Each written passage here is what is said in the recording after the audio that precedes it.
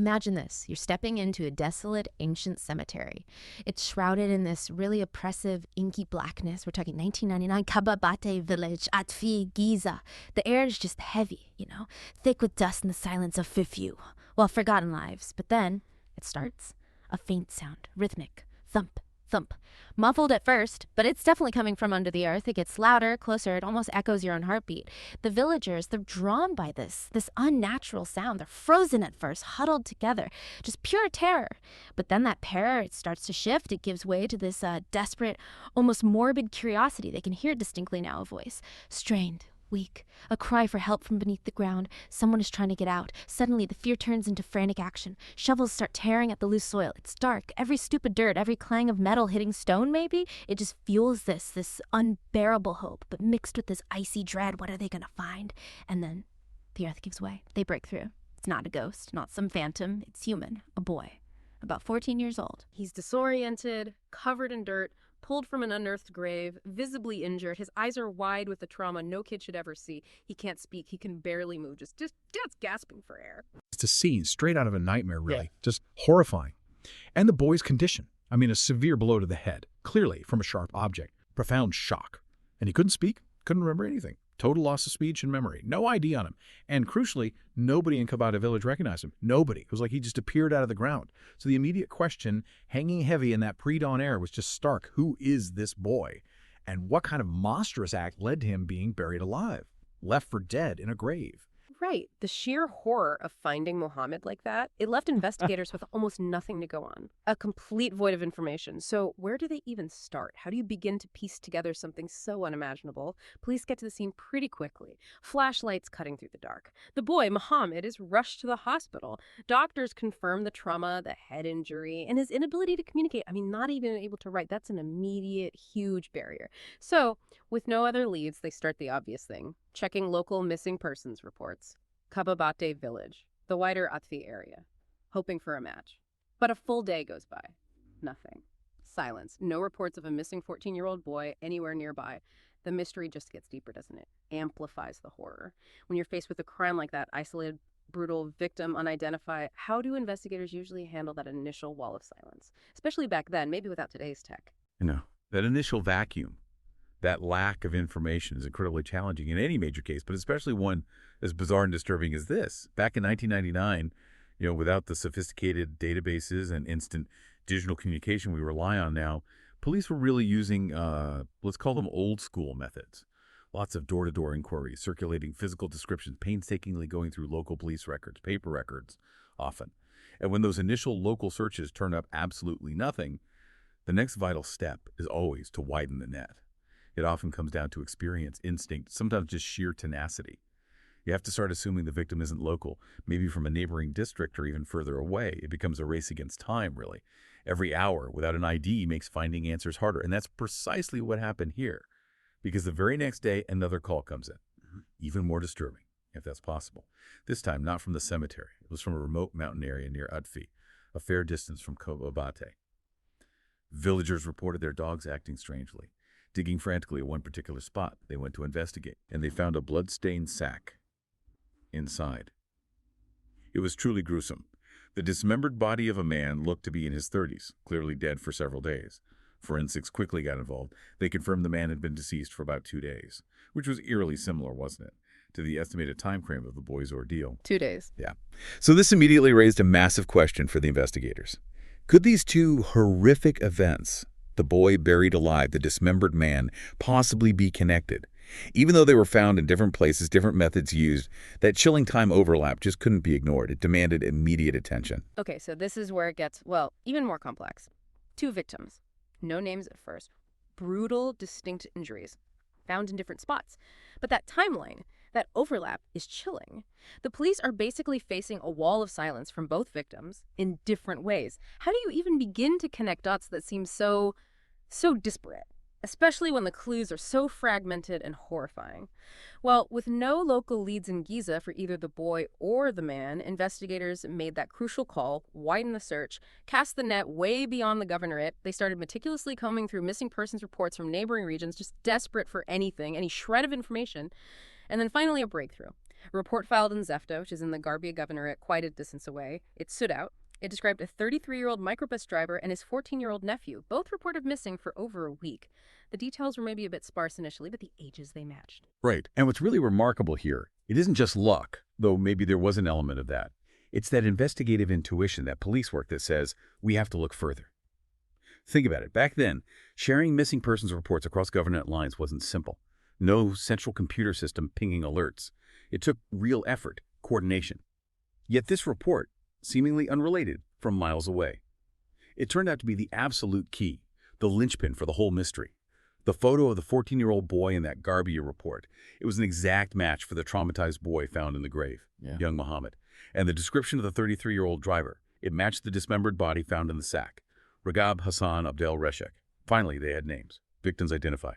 And their connection was suddenly horrifyingly clear. Uncle and nephew. Okay, so now they have names. Ragab and Muhammad. And a definite terrible link between them. Police from Giza and Garbia, they joined forces. Now their investigation gets really focused. First stop, the Zefta microbus station. That's where Ragab and Muhammad worked, their usual spot. And sure enough, other drivers there remembered seeing them on the day they vanished. They described a young man approaching Ragab and Muhammad, talking to them. And then the three of them left together in Ragab's microbus, which was empty at the time. It looked like they'd agreed on a private fare off the usual route. One driver, a guy named Hiba, he provided this really crucial detail. He noticed Ragab actually gave up his turn in the queue, which drivers almost never do unless the money's really good to take this unknown passenger. That suggested the fare offered must have been unusually high rate. Tempting. Exactly, a big incentive. And Hiba gave a surprisingly detailed description of this mysterious young man. This witness, Hiba, he was absolutely pivotal, wasn't he? Without that description, who knows? The case might have just stalled right there. Absolutely pivotal. In cases like this, where maybe forensic evidence is limited or leads are scarce, a good eyewitness account, even from a casual observation like Hiba's, could be the single most critical piece. It gives investigators a face, a tangible lead, something concrete to pursue. And in this instance, that description was immediately relayed back to the investigators in Giza.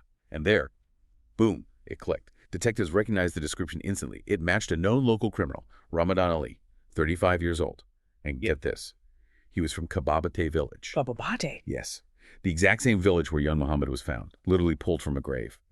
That connection, a known criminal, from the very place one victim was discovered, that must have been a massive moment for the police team. Wow. So not just some random criminal, one they knew, and from the village where the boy was found buried alive, the pieces are really starting to slot into place now in a truly horrifying way. A bit more digging quickly revealed that Ramadan had very recently acquired a microbus himself. And then just like that, he disappeared. All the evidence, everything was now pointing squarely at him.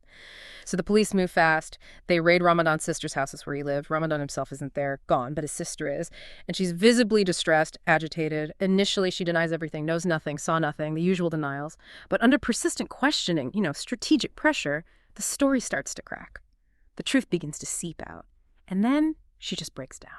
Completely, she confesses Ramadan killed Ragab, the microbus driver. And not just killed him, he did it right there, in her house, right in front of her eyes. Unbelievable. Yeah. But she claimed, or insisted, she didn't know what happened to Ramadan after that, after he left with the microbus. Well, that confession was enough. Ramadan was apprehended shortly after, still actually in possession of Ragab's stolen microbus.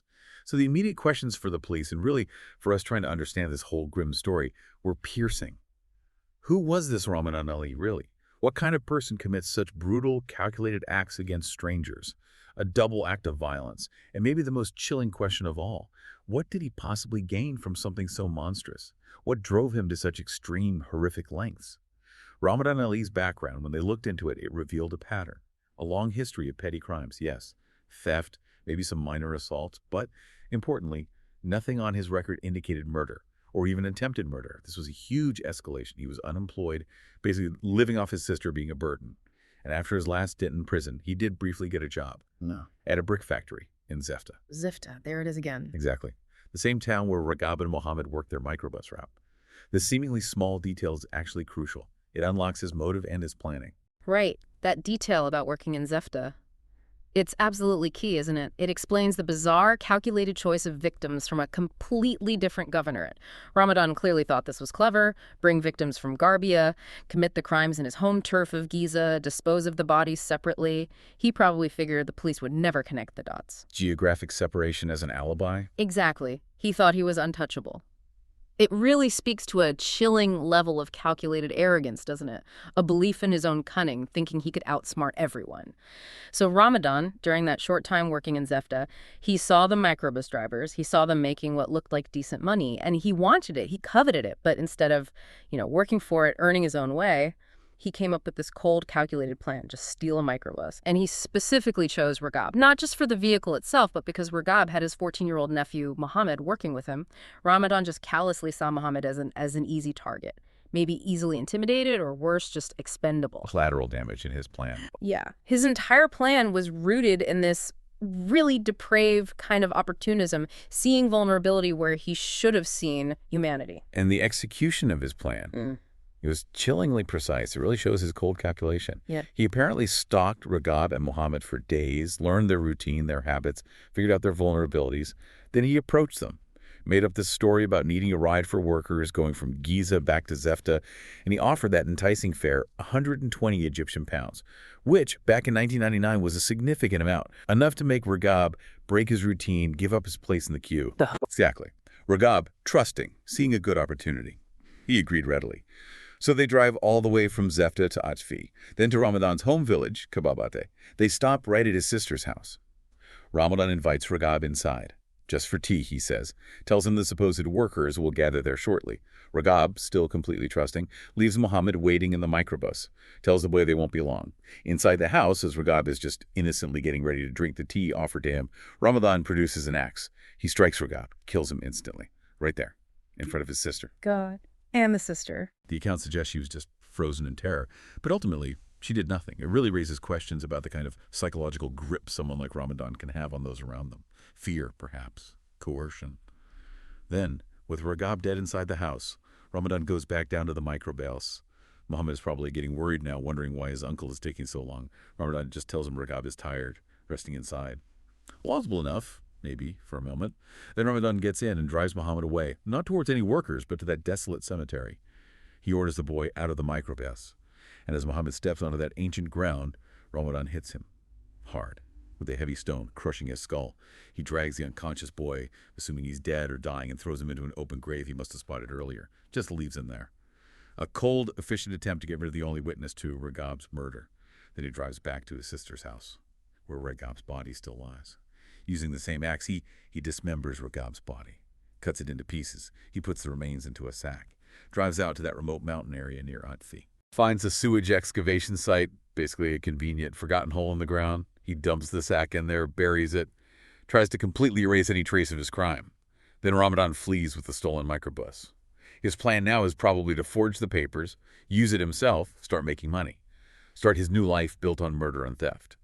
But the authorities were closing in too fast. His arrogance, his belief he'd gotten away with it, they had a blind spot. He was caught before he could fully disappear. It's just, the brutality is staggering. Why? Why take 2 lives for a micro for this? For what was, relatively speaking, not a huge fortune? What kind of depravity drives that? When simple theft, while still wrong, obviously, might have achieved his basic goal of getting the vehicle, it feels like such an unnecessary, horrific escalation. That's a really crucial question, and it gets into the criminal psychology here. For individuals like Ramadan, people who show that history of petty crime, maybe a lack of empathy, the decision to escalate to extreme violence like this often stems from a few things. One is the perceived need to eliminate witnesses. Mohammed was simply there, an inconvenience to Ramadan's plan. He had to be dealt with in Ramadan's mind. But beyond that, for some individuals, there can be the sense of power involved, a feeling of absolute control over life and death. That, for some warped personalities, becomes its own twisted reward. His careful planning, choosing a remote location, the dismemberment. These actions suggest a cold, calculated approach. A desire to fully erase the crime, leave absolutely no trace, not just impulsive anger. He truly believed he was smarter than everyone else. And Muhammad, he miraculously survived this absolutely unfathomable ordeal. But he'll carry those psychological scars forever. No 14-year-old should ever experience anything like that. What does this case tell us more broadly? Especially considering the sisters in action, That chilling indifference as a murder literally unfolded in her home. Yeah, this case is a really stark reminder of the complexities that can exist within communities, particularly when dealing with individuals who operate so far outside normal societal bounds. The sister's inaction. It's hard for us to comprehend, but it could stem from a really complex mix of things.